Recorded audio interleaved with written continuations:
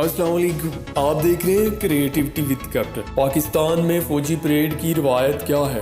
23 مارچ 1940 کو لاہور کے منارے پاکستان پر منظور ہونے والی تاریخی قرارداد پاکستان کی یاد کے علاوہ اس دن پاکستان کی مسلح افواج اپنی جنگی قوت اور طاقت کا اظہار بھی کرتی ہے۔ ماضی میں پاکستان فوج اس پریڈ میں مقامی طور پر تیار ہونے والے اپنے اسلحہ اور ہتھیاروں کی نمائش کرتی آئی ہے۔ ویڈیو کو اینڈ تک دیکھنے سے پہلے چینل کو سبسکرائب اور لائک ضرور کیجیے، اور ہو سکے تو ویڈیو کو شیئر ضرور کیجیے۔ جن میں الخالد ٹینک اور شاہین اور غوری جیسے بیلسٹک میزائل شامل ہیں۔ پاکستان فوج فخر سے بیان کرتی ہے کہ 23 مارچ کو پریڈ میں اپنی جنگی ہتھیاروں کی نمائش کرنا کس طرح ایک روایت بن چکی ہے۔ 2019 میں ہونے والی پریڈ کی کوریج دکھاتے ہوئے مسلح افواج کے سرکاری مجلہ ہفت روزہ حلال میں فخریہ طور پر بتایا گیا کہ مشینی دستوں کی قیادت مقامی طور پر تیار کردہ الخالد، الزرار اور TATUD ٹینکس نے کی، جبکہ ان کے پیچھے دیگر مشینی دستے قطار باندھے روا تھے۔ آرمی ایئر ڈیفنس بری فوج کا شعبہ ہوا بازی کے دستوں میں ایئر لیکون گنز،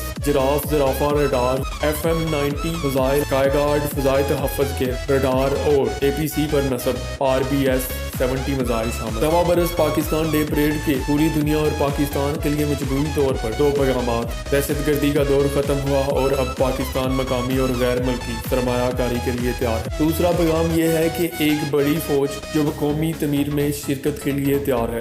پاکستان ڈے پریڈ کے سیاسی اور اسٹریٹجک اہمیت کیا ہے؟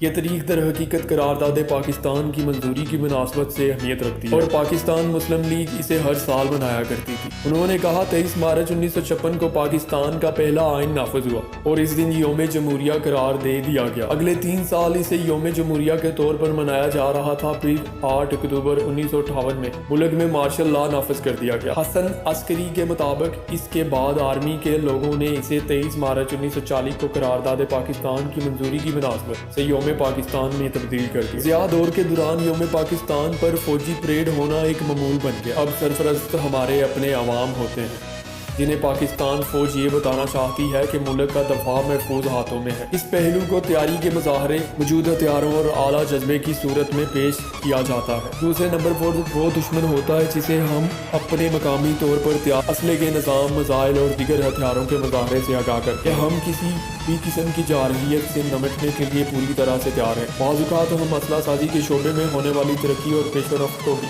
اس کے ذریعے سامنے لاتے ہیں، جو عوامی سطح پر پہلے معلوم نہیں ہو۔ پریڈ کا تیسرا ہدف دوست ممالک ہوتے ہیں۔ ہم ان کے دستے پریڈ میں بتاتے ہیں، ہم مل کر تیار کردہ اسلحے کی نمائش کرتے ہیں اور انہیں یہ پیغام دیتے ہیں کہ پاکستان قوم ہمارے دفاع کے لیے ان کی کاوشوں کا اعتراف کرتی ہے۔ پاکستان ڈے پریڈ پر پاکستان میں تعینات ہر ملک کے سفیروں، فوجی اتاشیوں کو بھی مدعو کیا جاتا ہے اور سفارتی برادری نمائش کے لیے پیش کیے جانے والے اسلحے، تیاری اور پاکستان فوجی دستوں کے جذبے میں گہری دلچسپی لیتے ہیں۔ اللہ پاک ہمارے ملک کو شاد باد رکھے، آمین۔